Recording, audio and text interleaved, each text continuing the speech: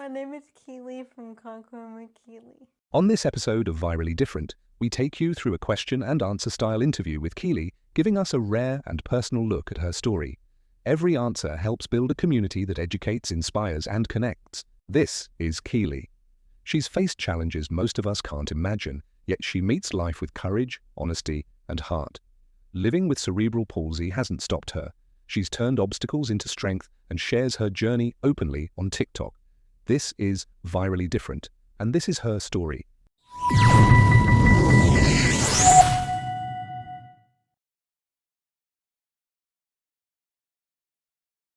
I've seen it as a great opportunity to not only share my story, but inspire others with their own different abilities. What's one thing people are always surprised to learn about you? That I have cerebral palsy, honestly. Kealee, what song represents you and why? I'm Not Afraid by Eminem. Why? Because I'm not afraid of a challenge. What fictional character do you relate to and why? Also, because the world saw her power as a weakness, and I think people see my disability as a weakness.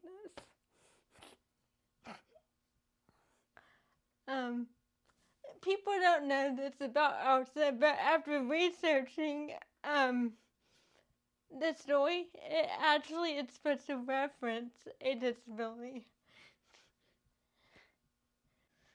And we're both gonna come out on top. What totally random fact do you like telling people about your life? Well, people get CP for a lot of different reasons, but for me, I got it from inhaling poop. Inspired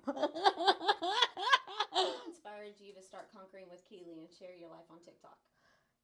So, at the age of 15, I was in the Footlifts play, and one day after rehearsal, my director asked me if I ever thought about telling my story, and at that time, yes, I had, but I had no idea how.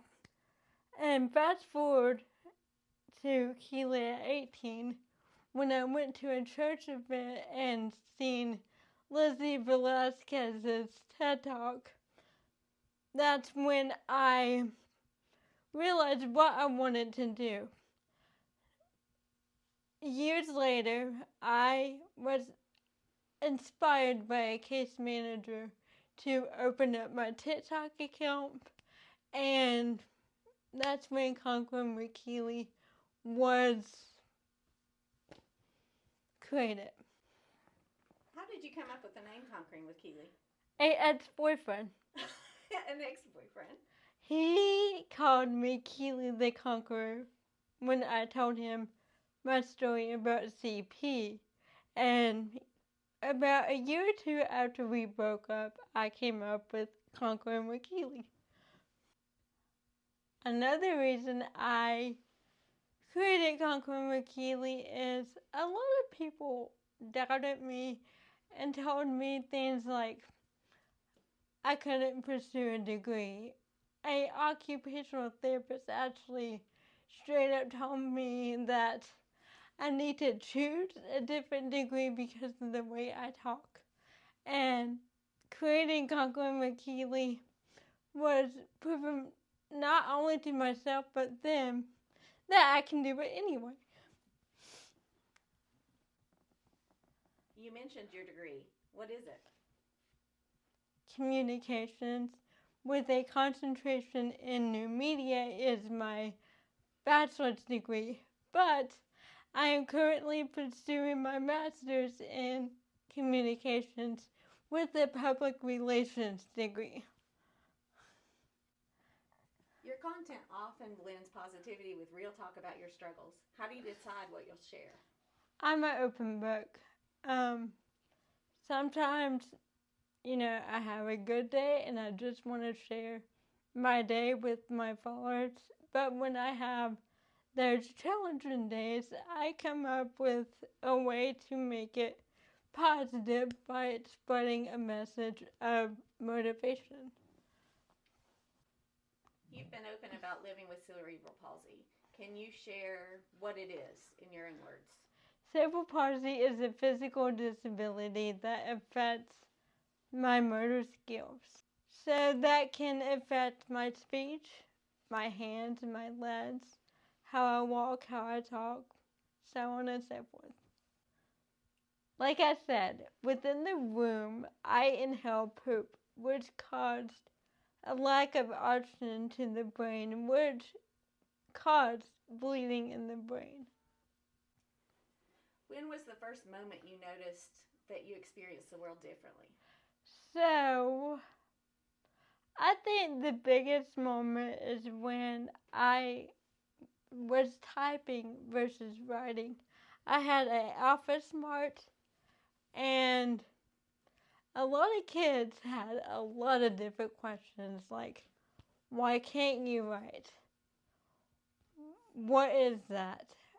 Are you retarded? When you started noticing that your abilities were different, how did you deal with that, and what kind of emotions and things did it bring up? I don't think I had really any emotion to it until I got older.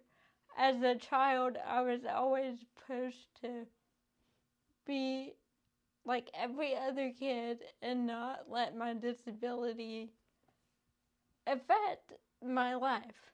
However, as I got older, experiencing bullying and so on and so forth, it makes you question, why me? How much did you experience bullying? Quite a lot. I remember my mom having to pull me out of middle school to be homeschooled because the bullying was so bad. So your platform's about educating. So what do you wish more people understood about CP? That it doesn't define what someone can do. It just creates obstacles for one to figure out how to get through. People also assume that it affects my intelligence when it doesn't. What do you consider your biggest challenges? I would say the world around me because they like to assume, so that gives me more challenges to prove myself. So you showcased some of your workouts and physical therapy routines. Tell us a little about how all of those things work together to shape your mindset and your independence. Physical therapy has been probably the biggest thing that created my independence. Physical therapy helped me be able to walk when doctors said I would never walk. And today, to this day, I am still in physical therapy to maintain that independence and strength. And on top of it, physical therapy has changed over the years. Physical therapy is totally different than it used to be, and I can see a difference in how physical therapy is now versus back then in myself. What other therapies have you done? Occupational therapy and speech therapy. What have you done in OT? I do little things like making jewelry, playing with little pads, working on handwriting, things like that. What do you think the best therapy that you've made the most progress with in speech has been? Using IOP. What's that? It is a device that helps strengthen the muscles within your mouth. Speech therapy is 100% different than how it used to be because of research. Back when I was younger, it was also always repeat this, say this, sound. That did not help. That does not help when it comes to CP based.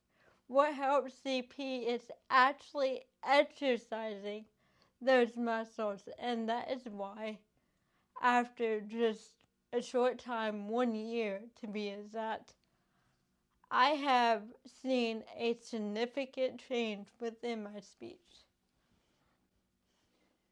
Can you describe the difference in what a good day and a hard day look like?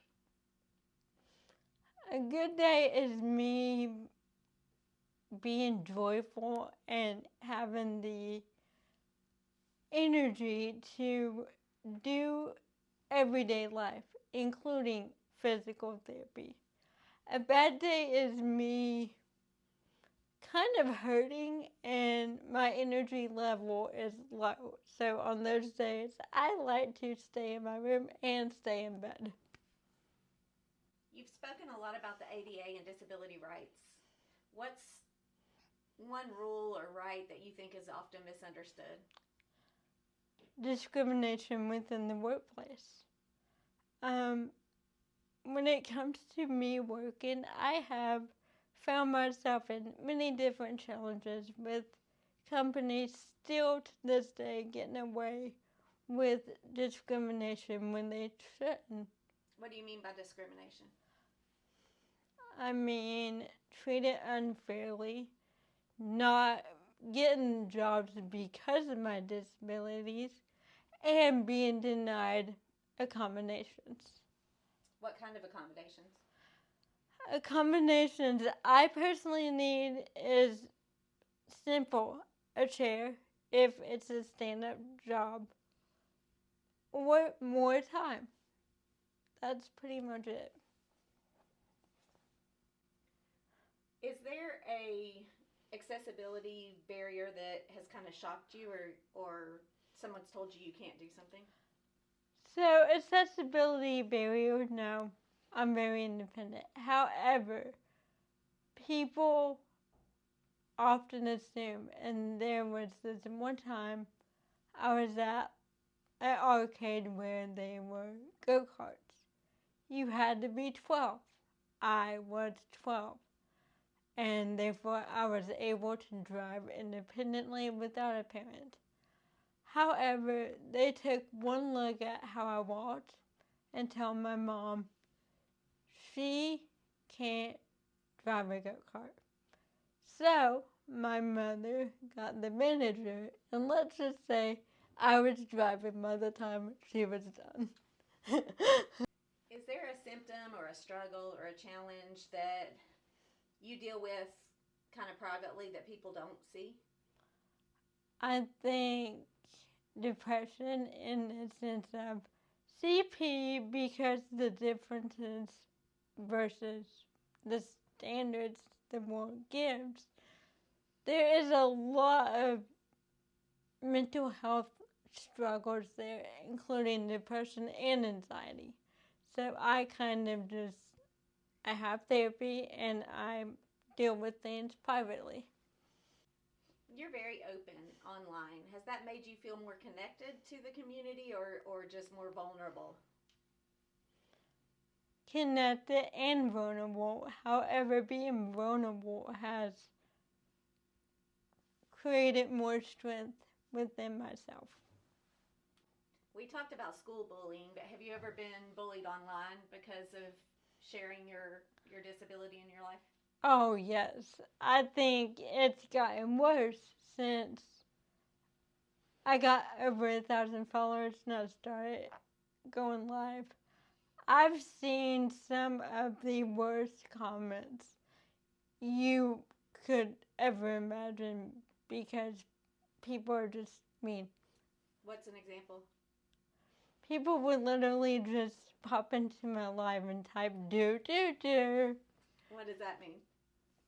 They're trying to refer to me being retarded. Mm. Another comment is referring to my lazy eye.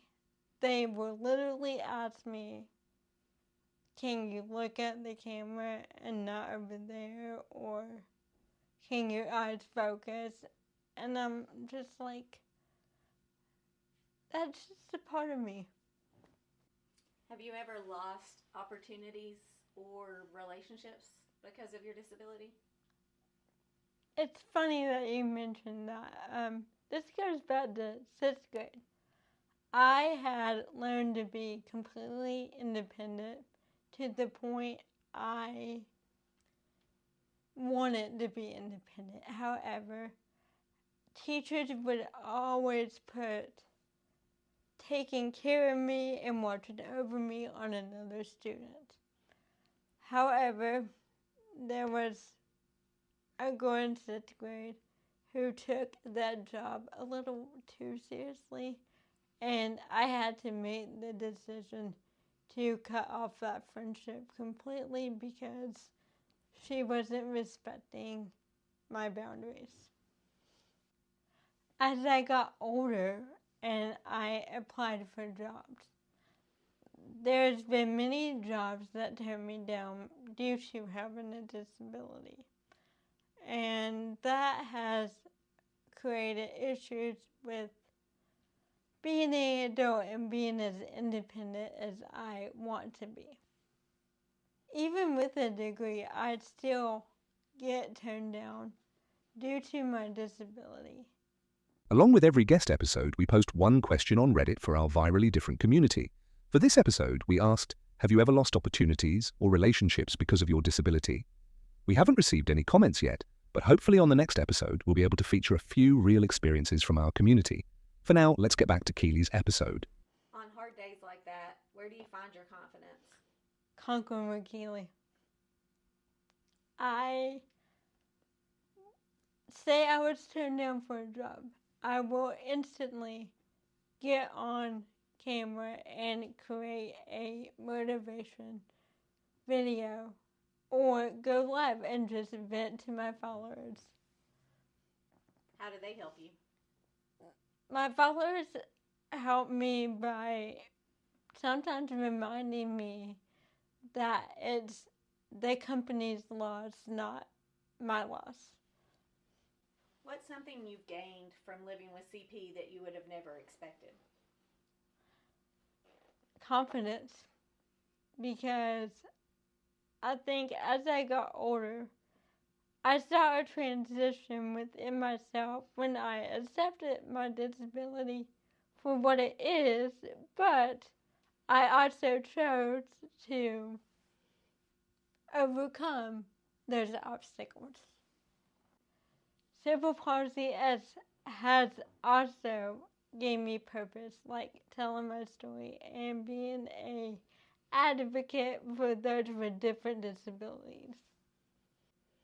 What is a mantra that you kind of live by? Never say can't. Who or what inspires you the most right now? Myself. Lizzie Velasquez started me off with the journey on telling my story. But I can literally watch my videos and inspire myself to keep doing better. How has your online community supported your journey? They have supported me by being there for me on the hard days and cheering me on the good days. What's the most memorable comment or message you've ever received from a follower?